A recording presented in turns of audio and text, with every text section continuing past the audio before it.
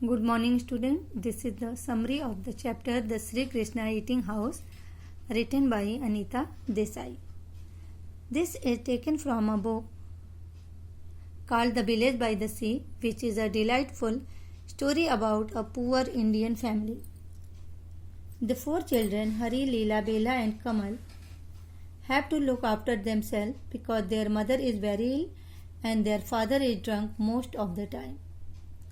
Hari and Leela are the two older children and the main characters in this book. Hari, feeling it is his duty to care for his family, leaves his sister and his house and goes to Mumbai, hoping to work and earn some money. He knows no one in the big city, but a kind watchman takes him to a small and dirty restaurant. When Hari found himself near a restaurant, he was very tired at that time and he slept there. In the morning, when he was awakened, he found that this is the restaurant, the Sri Krishna Eating House, and it is the cheapest restaurant in that area. In his village, that is Thul, there were cafes that were pleasanter, usually wooden shacks built, and in the shade of a mango or frangipani tree with handful marigolds and hibiscus flowers. It is decorated, but he found that this Sri Krishna Eating House, even it is colored picture of Krishna glued to the wall, or perhaps there had been one and it had disappeared under the layers of dirt and soot with which the walls were coated. The ceiling was also thick with cobwebs that trapped the soot and made a kind of furry. The tables were all black since they all got an even share of dirt from the open stoves in the back room where all time they cooked the chapatis and baked it.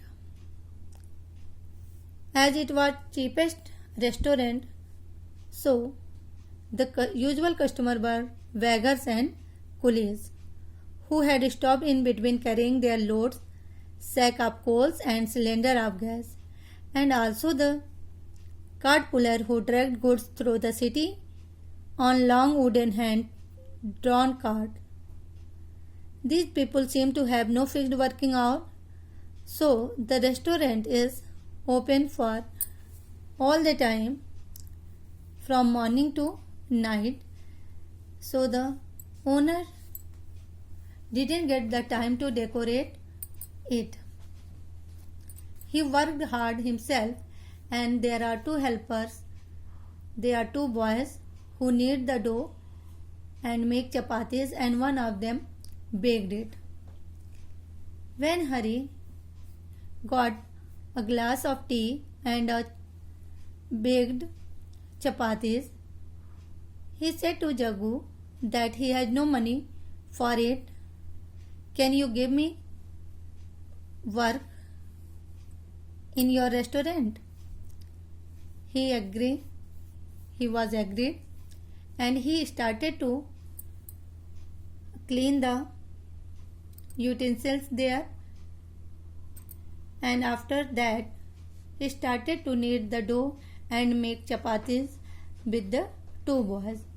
But he could not understand their language, as he does not know Tamil and the two boys do not know Hindi or Marathi. So there are no friends. They are not friends because they are not talking to each other. Near there is a shop that is painted on a signboard the name Ding Dong Work. and the owner of the shop was very friendly, and Hari, when he get the time, went there and talked to the person. It is very much like Sayyid Ali, who is in a village. The owner of the watch shop told him that the two boys were lived in the railway platform because their parents met with a railway accident when they were going to fetch the water. He told him that Jagu is very kind person and he adopted these two boys and gave them work and shelter. So, from where you come? He told that he came from Thul, which is 14 kilometers far away from Mumbai.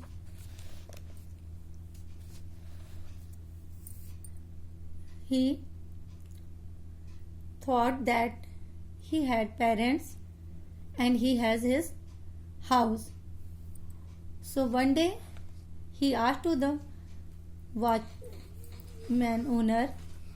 shop owner, that is, where is the post office? He becomes very happy and give him a coin to buy the postcard and said that you have to write a letter to your family. And he said that he would return the money when he get it from the Jagu.